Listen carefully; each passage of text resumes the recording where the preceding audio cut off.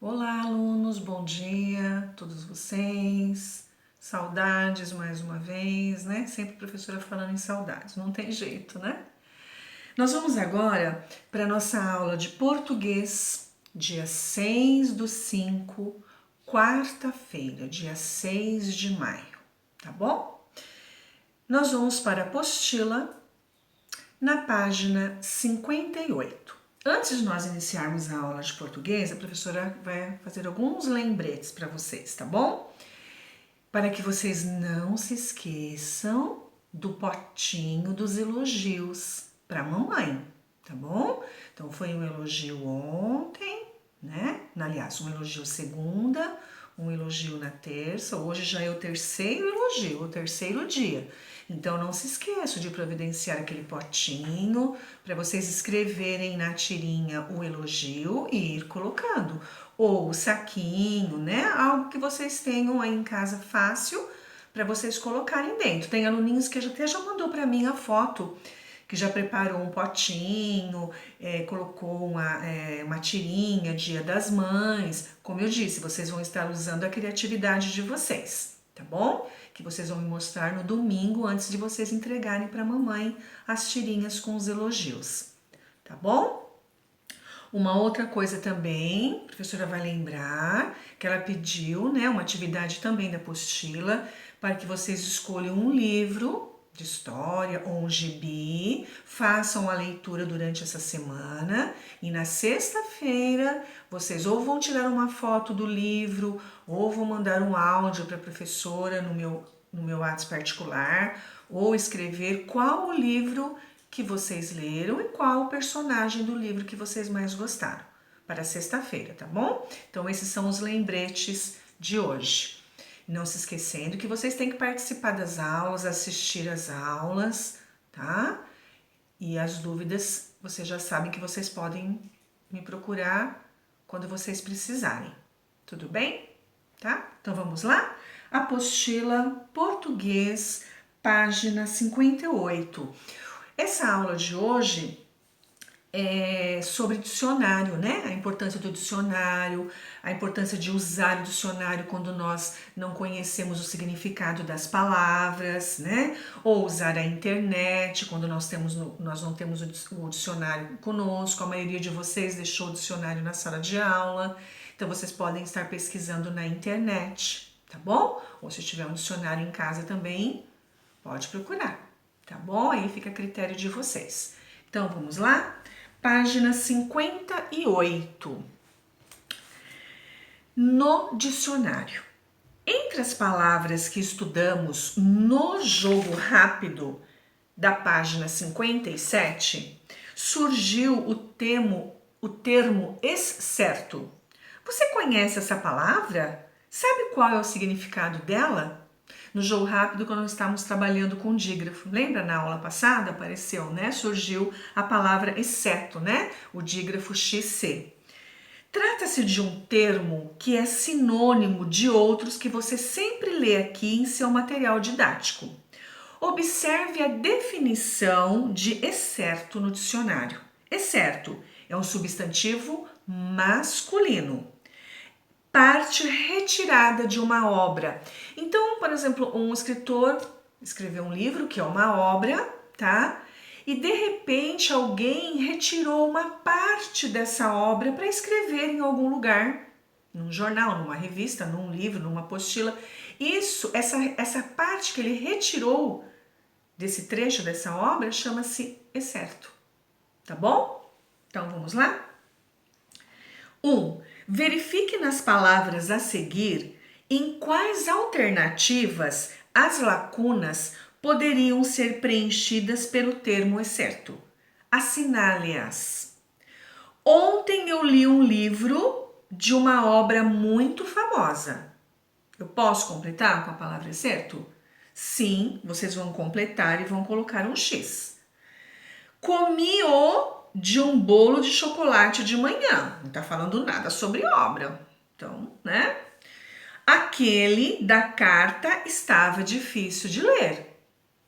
Está relacionado a um trecho de uma carta, tá? Então aí vocês têm que completar, né? com a palavrinha pedida e colocar um X, tá bom? 2. Escreva uma frase usando a palavra excerto. Por exemplo, excerto não é um trecho de alguma coisa?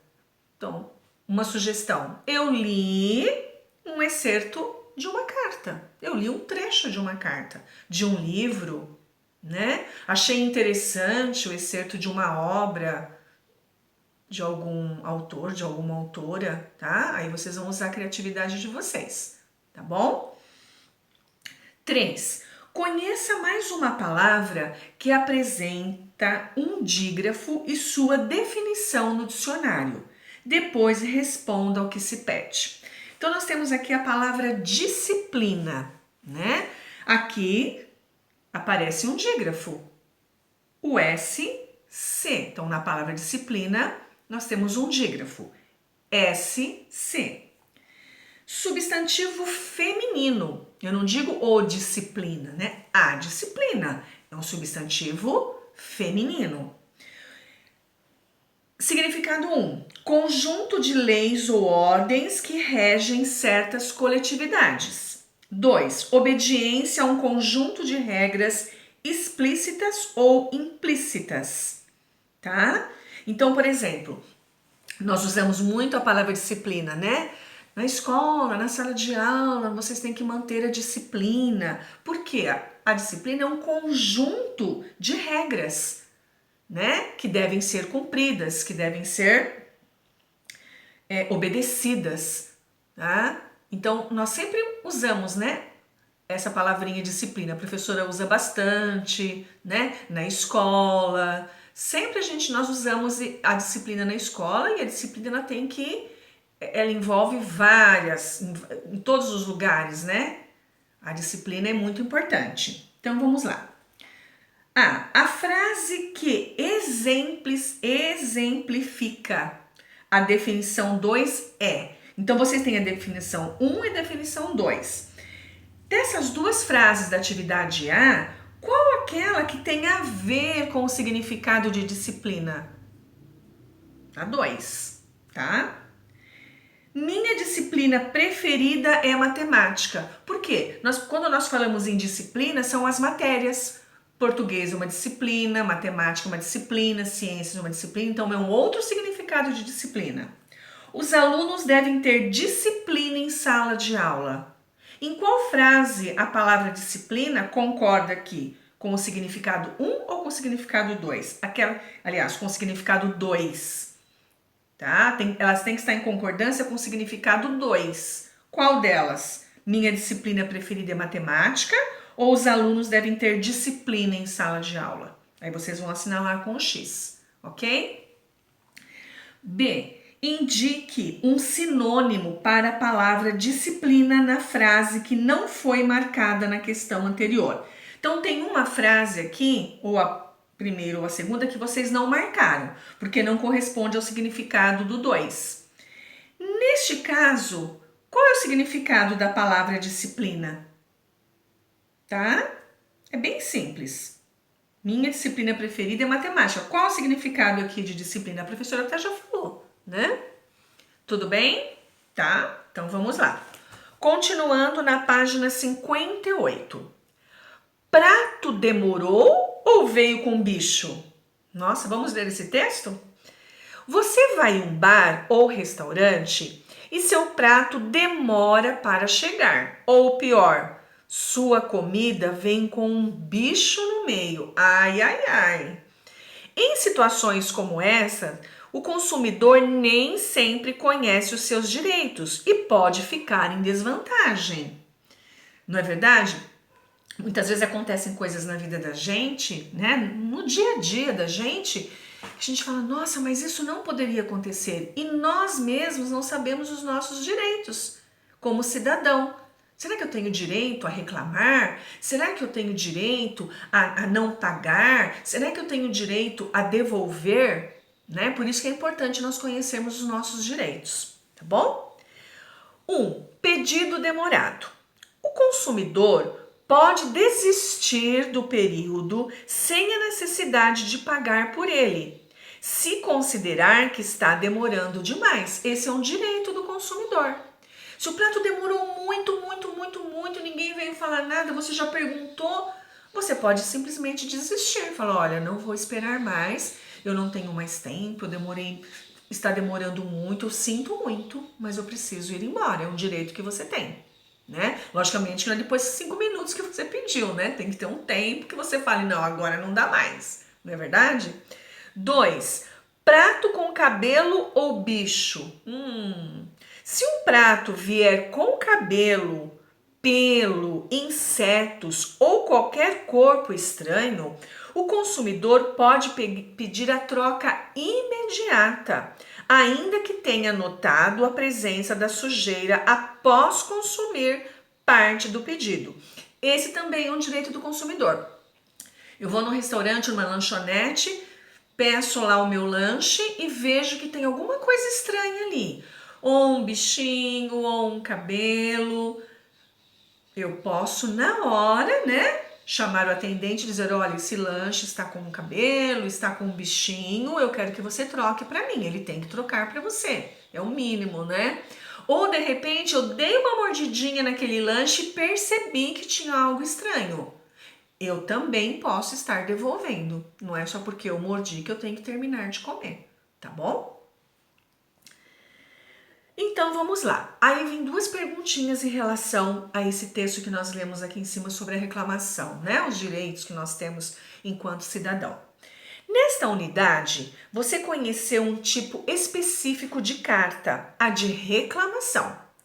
Um cliente poderia escrever uma carta de reclamação ao gerente do restaurante? Por quê? Vocês acham que, por exemplo, aconteceu isso? Eu posso escrever uma carta para esse gerente reclamando? Sim ou não? Aí vocês vão explicar por quê, tá bom? Atividade 2. Essa atividade 2 vai ser a lição de casa de hoje, tá? Então vamos lá. Imagine que você vivenciou alguma das situações mencionadas no texto. Então vocês vão imaginar que já aconteceu com vocês. Pode até ser que já tenha acontecido. Se não aconteceu, vocês vão imaginar que está acontecendo.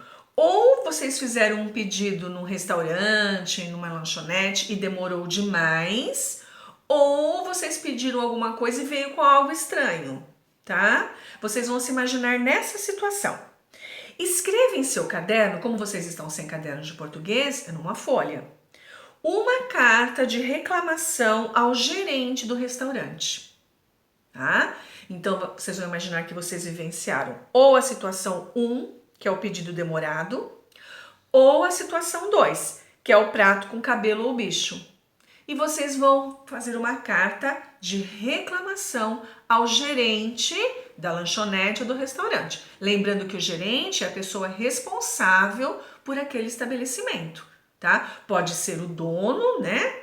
Ou não, pode ser alguém que trabalhe lá como gerente. Então é para ele que vocês vão escrever a carta. Por quê? Porque ele é o responsável por aquela lanchonete ou por aquele restaurante, tá bom? Então vocês vão escrever a carta, vão tirar uma foto. Professora, posso fazer uma ilustração? Pode, vai ficar bem bonitinho, tá bom? Coloquem o nome de vocês na folha, porque vocês tiram uma foto e encaminham para a professora no meu WhatsApp, né? E como eu já disse, as atividades vão ficar todas guardadas e eu vou imprimir, corrigir e devolver para vocês estarem colocando depois na pastinha L, tá bom?